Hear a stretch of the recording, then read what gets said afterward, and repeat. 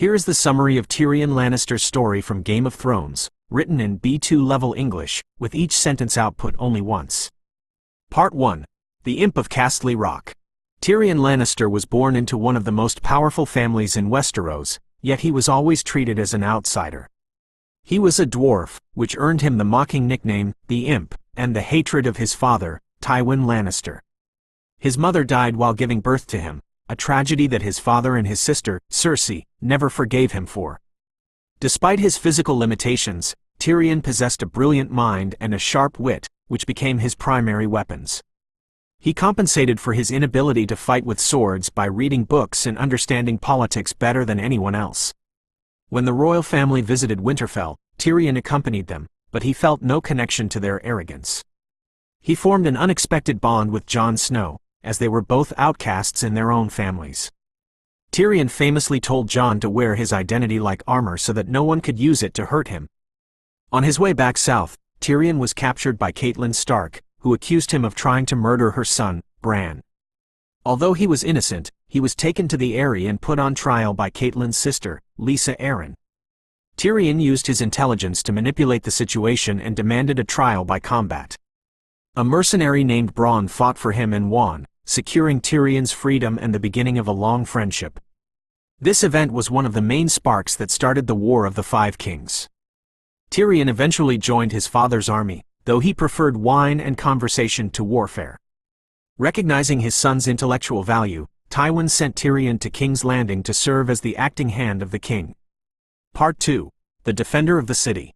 Arriving in King's Landing, Tyrion found a city filled with corruption and a king, Joffrey, who was cruel and foolish. He immediately began to clean up the political mess created by his sister Cersei. He removed treacherous advisors and tried to limit Joffrey's sadistic behavior. Tyrion also fell in love with a woman named Shae, whom he tried to protect by hiding her existence from his enemies.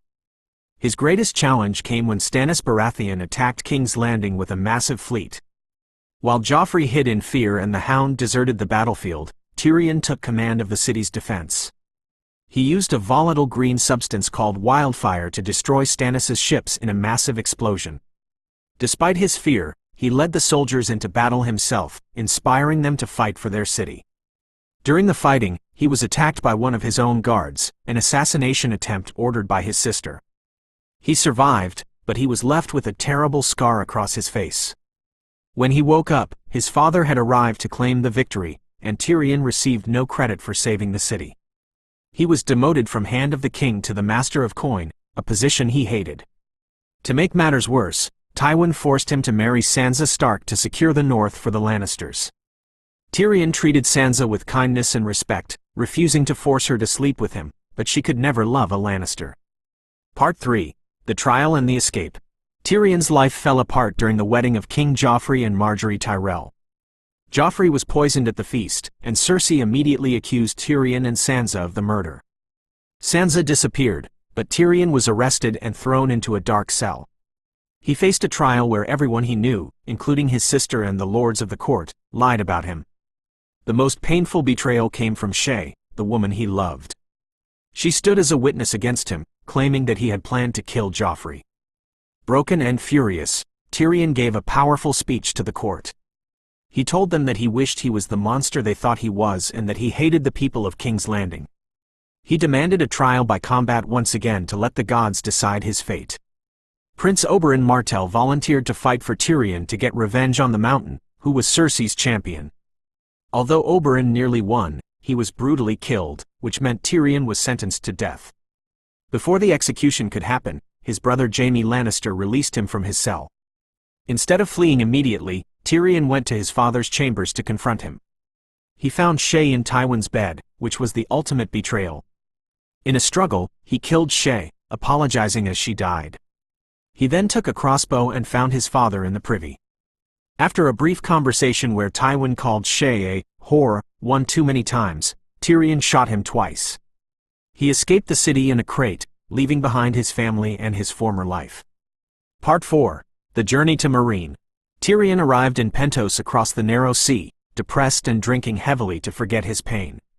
He was accompanied by Varys, the Master of Whisperers, who believed Tyrion could help save the world. Varys told him about a queen in the east who had dragons and a desire to break the wheel of power. Intrigued, Tyrion agreed to travel to Meereen to meet Daenerys Targaryen. On the way, he was kidnapped by Jorah Mormont, who wanted to give Tyrion to Daenerys as a gift to earn her forgiveness. Their journey was dangerous. They sailed through the ruins of Valyria and were attacked by stone men. Eventually, they were captured by slavers and sold to fighting pits in Meereen. In a dramatic moment, Tyrion revealed himself to Daenerys and convinced her to spare Jorah's life. Daenerys was skeptical of a Lannister, but she recognized his intelligence and political experience. She appointed him as her advisor to help her rule the city. When Daenerys flew away on her dragon during an attack, Tyrion was left in charge of Meereen. He tried to govern the city through diplomacy, but the slave masters attacked the city with a fleet of ships. Daenerys returned just in time to destroy the enemy fleet with her dragons.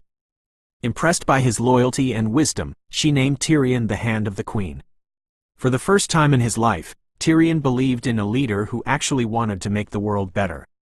Part 5. The Hand of the Queen. Tyrion sailed back to Westeros at the side of Daenerys Targaryen, ready to confront his family. He devised a strategy to take the Iron Throne without destroying King's Landing and killing thousands of innocent people. He advised Daenerys to capture Castle Rock, his childhood home, instead of attacking the capital directly. However, he was outsmarted by his brother Jaime, who abandoned Castle Rock to attack Daenerys' allies instead. Daenerys became frustrated with Tyrion's clever plans that resulted in military losses. Despite the setbacks, Tyrion arranged a meeting between Jon Snow and Daenerys. He believed that an alliance between the North and the Dragon Queen was necessary for the survival of the realm. Tyrion also tried to negotiate a truce with his sister Cersei to fight the army of the dead. He risked his life to enter King's Landing and speak with her, believing she was pregnant and would want to save her child. He thought he had convinced her to send troops north, but Cersei had lied to him. This failure damaged his relationship with Daenerys even further. During the Battle of Winterfell against the Night King, Tyrion was forced to hide in the crypts because he could not fight. He felt useless while others died, but he survived the night along with the other main characters. Part 6. The Fall of the Dragon. After the defeat of the dead, the focus returned to the war for the Iron Throne. Tyrion began to worry about Daenerys' state of mind as she suffered loss after loss. He learned a dangerous secret from Sansa Stark: Jon Snow was actually a Targaryen and the true heir to the throne. Tyrion shared this information with Varys, sparking a debate about who would be a better ruler. When Varys decided to betray Daenerys, Tyrion remained loyal and reported his friend's treason, leading to Varys' execution. As the army prepared to attack King's Landing, Tyrion pleaded with Daenerys to show mercy if the city surrendered. He also committed treason by freeing his brother Jaime, who had been captured. He told Jaime to ring the bells of the city to signal surrender and save the people. The next day, the bells rang, but Daenerys refused to stop the attack. Tyrion watched in horror as she burned the city to the ground, killing tens of thousands of innocent civilians. Walking through the ruins, he found the bodies of Jaime and Cersei, who had died together under the rubble. Overwhelmed with grief and guilt, he cried over his brother, the only person who had truly loved him. He confronted Daenerys in front of her army and threw down his Hand of the Queen badge, resigning in protest. Daenerys arrested him for treason and sentenced him to death. Part 7. A New Beginning. While in prison, Tyrion was visited by Jon Snow. Tyrion knew that Daenerys had become a tyrant and would never stop killing to achieve her vision of a perfect world. He used his words to convince Jon that he had to kill her to save the realm. He told Jon, "Love is the death of duty," turning Maester Aemon's words around. Jon eventually killed Daenerys, and Tyrion was brought before a council of the surviving lords of Westeros. Grey Worm, the leader of the Unsullied, wanted to execute Tyrion, but the lords were undecided on what to do. Tyrion, even in chains, guided the council on how to choose a new king.